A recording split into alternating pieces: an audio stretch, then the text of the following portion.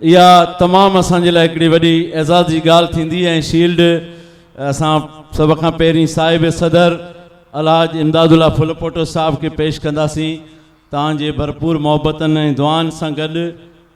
असांजे इन महफ़िल जा सदर बि आहिनि ऐं तमामु जेको आहे सो अलाह साईं खेनि नवाज़ियो आहे। इश्क़ रसूल जे पंध में जेके नात जे दुनिया में ख़िदमतूं आहिनि।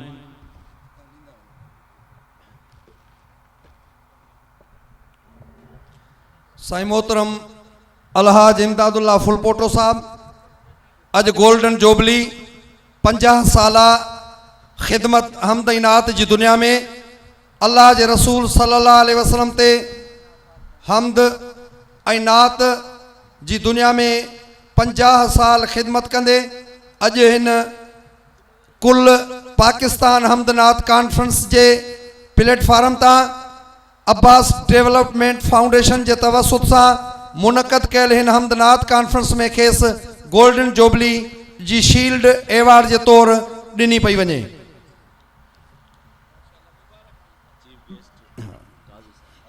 बी शील्ड अजोके हिन महफिल के मुख्य मेहमान खिताबत की दुनिया में मनता माणीदड़ ऐं पूरे पाकिस्तान में बेहतरीन अंदाज में खिताबत मोहतरम काजी मुतीउल्लाह साहब जिनके हिन कुल हमदनात कॉन्फ्रेंस के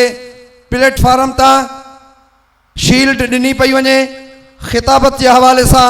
मोहतरम काजी मुतीउल्लाह साहब जिनके हिन प्रोग्राम में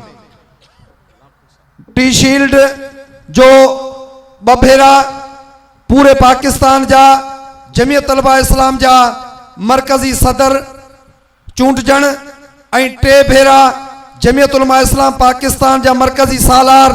चूंटजण ऐं उन खां अलावा कराची खां वठी नारायण ऐं कागान ताईं शागिर्द जिदोजहद करे जमीयत तलबा इस्लाम के प्लेटफॉर्म ता पूरे पाकिस्तान के शागिर्दन के गड करण के हवाले से लखे अंसारुल इस्लाम जा रज़ाकार बावर्दी मुनज़िम अंदाज में जो 150 साला दारुल उलूम देवबंद कॉन्फ्रेंस ऐं तारू जुब्बा पेशावर के अंदर लखन के मजमे किरोड़न के मजमे की सिक्योरिटी संभालण के हवाले से साणस संदस वडो किरदार है। खेस शील्ड दिनी वही। इन हवाले से सियासी समाजी खिदमतुन के हवाले से मोहतरम इंजीनियर अब्दुल रज़ाक आबिद लाखो साहब के ये शील्ड उन दोस्त की खिदमत में पेश कया तो जो एक लम्हो अग तसा मुखातिब हो असो इंतहाई मान वारो भा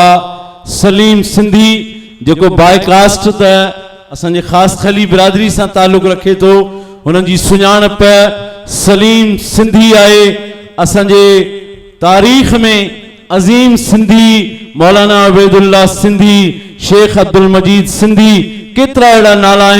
जिनकी यह सुञाणप बनी। अज अस सलीम सिंधी साहब के कंपेयरिंग की दुनिया समाजी खिदमतन की दुनिया सियासी खिदमतन की दुनिया इल्मी और अदबी खिदमतन की दुनिया में बेलोस और बेधड़क खिदमतों सरंजाम देण ते खेनि एवार्ड पेश करे रहे आयूं। मोहतरम सलीम सिंधी साहब जे लाइ